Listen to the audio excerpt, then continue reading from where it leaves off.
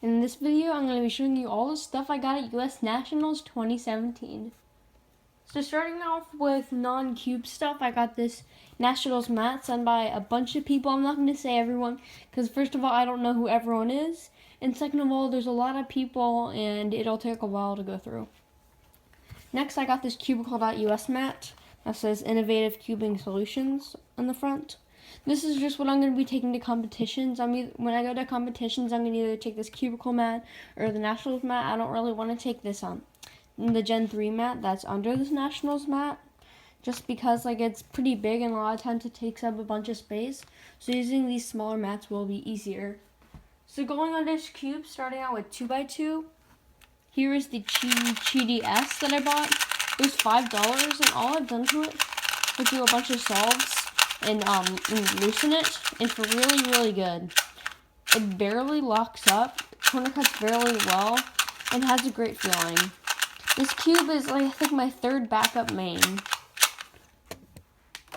Next, my new 2x2 main after I break it in, this Cubicle Labs Mohwan Shosu Chu1 M.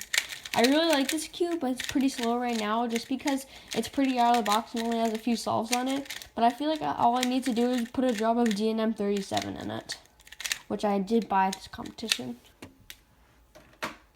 Next, here is not a 2x2, but here's the X-Man Volt Square 1. This is my new Square 1 main. I also sold my Chi Square 1, I think for like $5.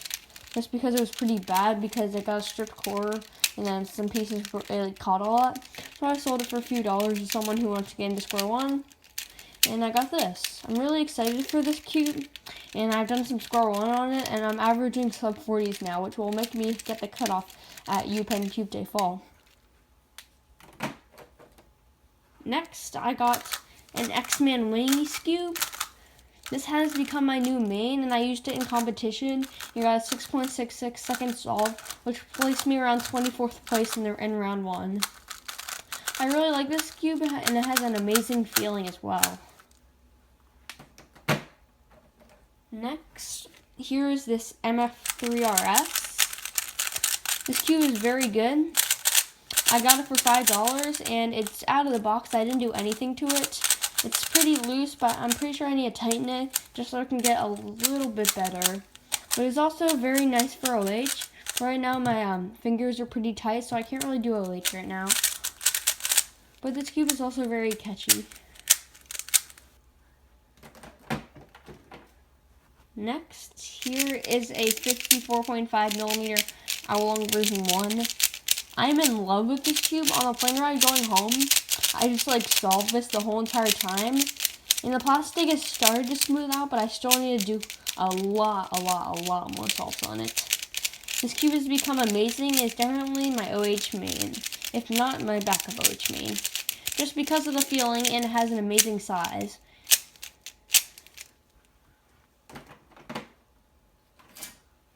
Next, here's this YJ Yulong that I got for $1. There was some kid sitting at my table, and he sold me this for $1.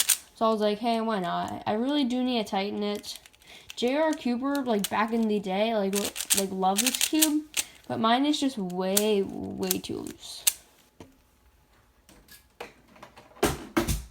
Next, here is this Mint Vault that I replaced the shades on with Cubicle half bright, so there's the Chi half brights. Because I'm not really a big fan of Chi half bright shades. That's why a lot of my cubes are mains from Chi, but I get them all in stickerless just because I don't like stickerless Chi shades. But I really like these Cubicle half bright shades. They look very, very similar to Chi shades, but they're the slightest bit different, and that slightest bit really makes a difference for me. This cube also turns very good because it was set up by Peter Morganelli. Next, here I got this Speedcube Shop setup, GTS2M. This cube is very good. I traded this for a normal GTS2 to CA Cuber or Caleb. And it's become my 3x3 main just because I lost my GTS2M mass produce. And another sad thing is I also lost my Cubicle jacket. I went out to compete and I didn't want to wear it because I would think it's gonna get in my way and cause me to DNF. So I gave it to my dad and he put it down on a chair, but then we lost my jacket, which is pretty unfortunate. But I might be getting a Team USA jacket soon. Next is another chew-in. This is SpeedCube Shop Setup chew-in. I unboxed this at the competition. Right now it is my main just because it's a nice speed and it doesn't really need much breaking in. Like I traded I forget like $10 for this and I unboxed it at the competition. Next, here is a signed Shangshia 2x2 that I bought off someone for $3. It was already signed when I bought it, and I put it in this Chi case that came with my Wingy Scoob, and I stole some Chi cases from the Thunderclap Challenge, but you're allowed to take it, so it doesn't really matter. So yeah, this cube actually corner cut. Wait, so if I take it out, this cube actually corner cuts 45 degrees. It's like, what the heck? It's like this is a Shangshia 2x2. I don't really like to turn it just because some of the signatures are kind of rubbing off. So I like to keep it in its box. Next cube here, and second to last cube, or third to last cube, this is the GAN Air UM. This cube has become my 3x3 backup main, and I really like it. The shades aren't my favorite, so I might need to buy some new shades for it soon. Some more dull shades, because these are way too bright for me. Next, here is a free cube that someone just gave me at my table. They said, hey, do you want this for free? It's a YJ Yusu that's missing a centerpiece. If someone ever has one, I might just give it to them for I might buy this piece for $1 just so I can have a full Yusu. But I was like, hey, why not take a free cube? So I just take it from the person. Alright, so the very last cube here is a Shangshia Pyraminx that I traded for my Shangshia 4x4. And if you notice, it's signed by Benjamin Kyle, the Pyraminx world record holder.